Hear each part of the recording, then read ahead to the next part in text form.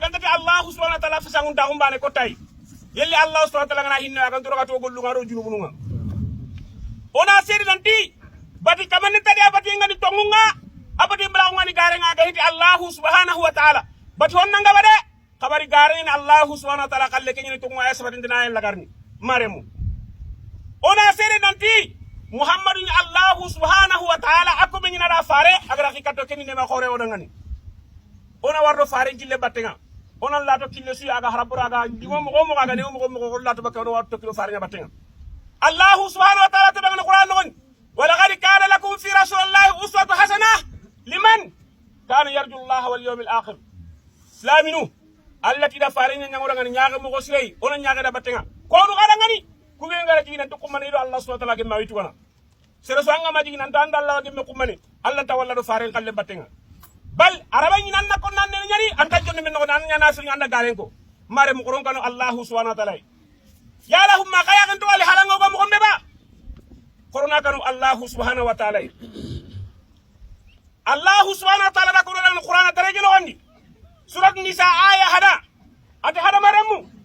kakanu kakka banga kabane ke wera kakatu baka kataka baka yonki bani no andi nan jage agara kata baka yonki bani ngon kene adam alayhi salatu wassalam nan jage na yakal laga na taga baka ngoni nan jage ne ugabe laga ya garin gabe na bu kenyu bani do kenya garin bani ngoni ona kanu Allah subhanahu wa ta'ala me nyaga takin Allah be anyala rande baka anyala da tono ona kanu Allah subhanahu wa ta'ala oga me nyaga takin Allah be tono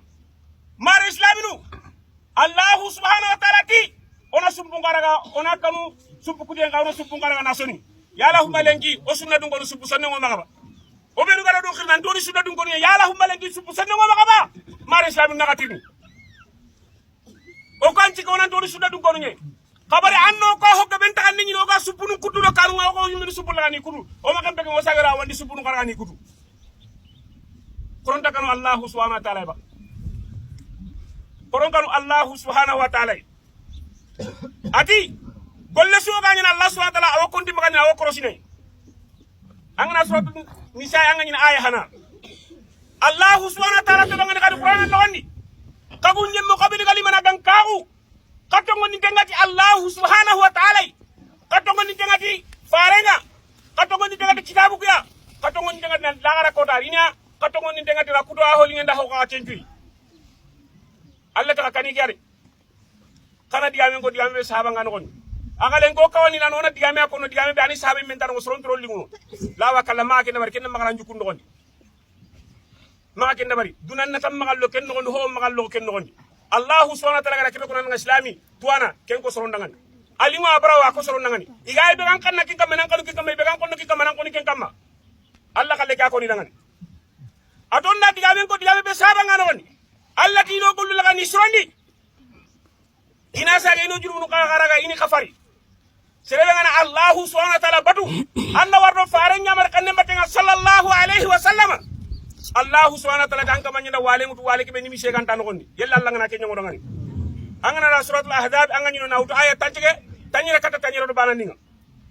kenjula ngalle faare sallallahu alaihi wa sallam abrama kawani le bari jamani abrama kawani le bari misredi agan taganya ana soron nanti soron nani ga mu poto munte makka to hompo sile ken Allah subhanahu wa ta'ala qur'ana kay agalen islam no wodo halle ko gen bal annani hari almami lemu nyumi di halle ko qur'ana bal iha bani minani halle ngani ko qur'ana anni nyina iri ta de jude ngam gay angale qarla ona karangi mu bay lengi ba qarla nga kalu be du nogandi kirse ke be ngana bu ko ana remplacer ne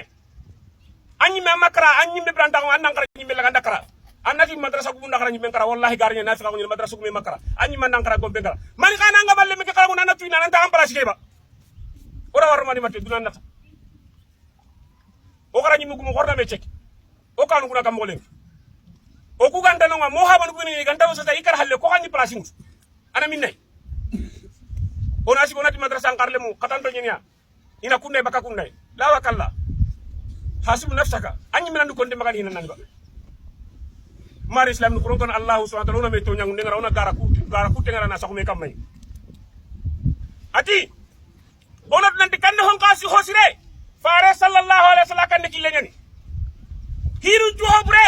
asu hay jasante kendi kandi ga joppante dinan no la siligan tahibe hi joppante la siligan tahibe dinan no kengeni hinu to burenga angara keppi joppante warno kusu sango nyani ken tango ga halira kana sunu wan gai anangi nyana jahannama royni illa allah subhanahu wa ta'ala no islam le meju kiskenga allah ko mo mar islam khawatu ke tankoro sababu ngani hibe yaba asababu khawa sababu nduba asababu bet hosi agan taganyo ojuru mun kubinu ga gaboro allah kute sun qaso dangero sina wala allah kutu gollu man me dabarte be ken gon ustasi nga taawni kuru almami nga taawni kuru